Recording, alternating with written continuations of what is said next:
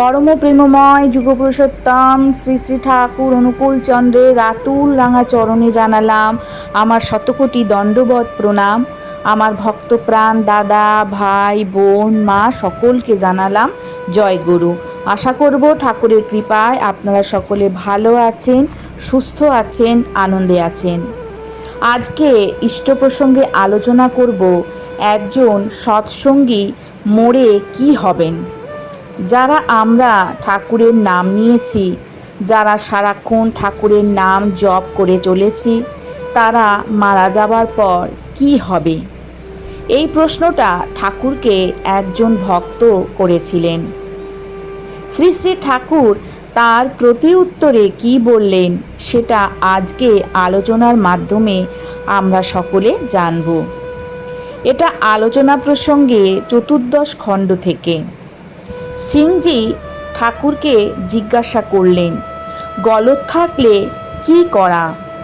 শ্রী শ্রী ঠাকুর বললেন, গলদ থাকলে নিরাকরণ করে এগিয়ে যেতে হয়। যত এগোই ততই আশীর্বাদ পাই। সিংজি, গুরুর কাছে তো স্বীকারোক্তি দরকার। শ্রী শ্রী ঠাকুর বললেন, ওতে দোষ হালকা হয়। তা না করলেও তিনি সব সময় টেনে ওঠাবার জন্য চেষ্টা করেন। সিংজি জিজ্ঞাসা করলেন, একজন সৎসঙ্গী মরে কি হবে? শ্রী শ্রী ঠাকুর বললেন, সে উচ্চতর জন্ম পায়। মানে একজন সৎসঙ্গী যে কিনা ঠাকুরের নাম নিয়েছেন, সারাক্ষণ ঠাকুরের নাম জপ করেন, ঠাকুরের বলা আদেশ নির্দেশগুলো ঠিকঠাকভাবে মেনে চলেন, ঠাকুর যে পঞ্চনীতি দিয়েছেন, যজন যাজন ইষ্টভৃতি সত্যয়নী সদাচার, এই পালনের মধ্যে দিয়ে যে দিন যাপন করে, যে সব কিছু ঠাকুরের চরণে সমর্পণ করে, সে উচ্চতর জন্ম পায়। সে নাম টাম যদি করে তাকে টেনে তোলেন, অর্থাৎ সে যদি সর্বদা চলা ফেরায় নামের মধ্যে থাকে, তাহলে তার মৃত্যুর পর তাকে টেনে তোলেন, পরমধামে নিয়ে যান ঠাকুর, সে সাহায্য পায়। সিংজি, স্বর্গ মর্ত কি আছে? শ্রী শ্রী ঠাকুর, স্বর্গ মর্ত সৃষ্টির সাথে সাথেই হয়েছে। সপ্তলোক অর্থাৎ সত্যলোক থেকে স্থূলতর হতে হতে মর্তলোক ইত্যাদি হয়েছে। সব জায়গায় তিনি আছেন, যেখানে যেমন সেখানে তেমন। মানুষও এক একজন এক এক স্তরের, আবার কর্ম অনুযায়ী ওঠে নামে। সিংজি, সব অবতারের শক্তি কি একরকম? শ্রী শ্রী ঠাকুর বললেন, প্রতিপদের চন্দ্র ও পূর্ণচন্দ্র একই চন্দ্র, এক এক সময় এক এক রকম ধরা পড়ে। সিংজি বললেন, একই নাম সব যুগে?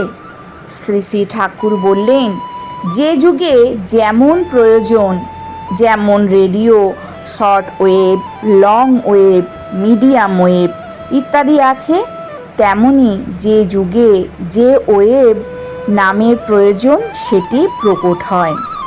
বর্তমান যুগে সৎ নামের মধ্যে পূর্বতন প্রত্যেক যুগের সব নাম এক মুখের কেন্দ্রায়িত।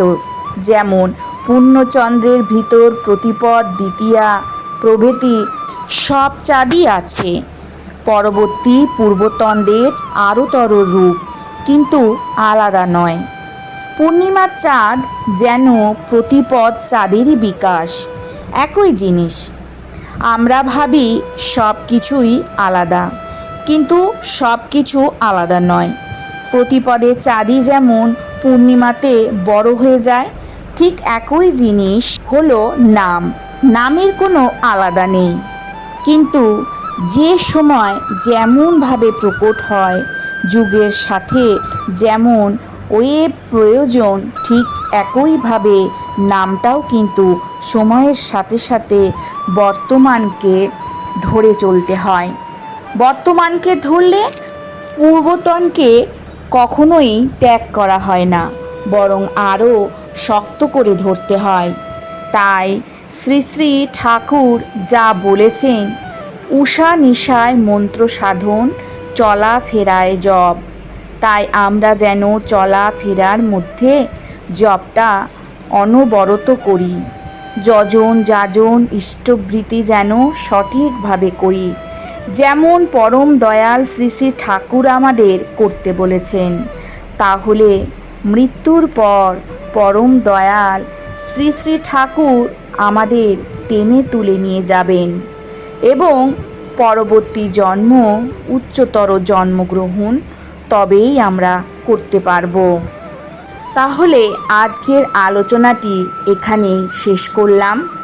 আশা করব আজকের আলোচনাটি আপনাদের ভালো লাগবে। যদি ভালো লাগে তাহলে অতি অবশ্যই একটা লাইক করবেন, কমেন্ট করবেন। কালকে আবারও আসবো নতুন আরেকটি আলোচনা নিয়ে। সবাই ভালো থাকুন, সুস্থ থাকুন, আনন্দে থাকুন। ঠাকুর সদা সর্বদাই যেন আপনাদের ভালো রাখেন, আপনাদের মঙ্গল করেন। জয় গুরু, বন্দে পুরুষোত্তমম।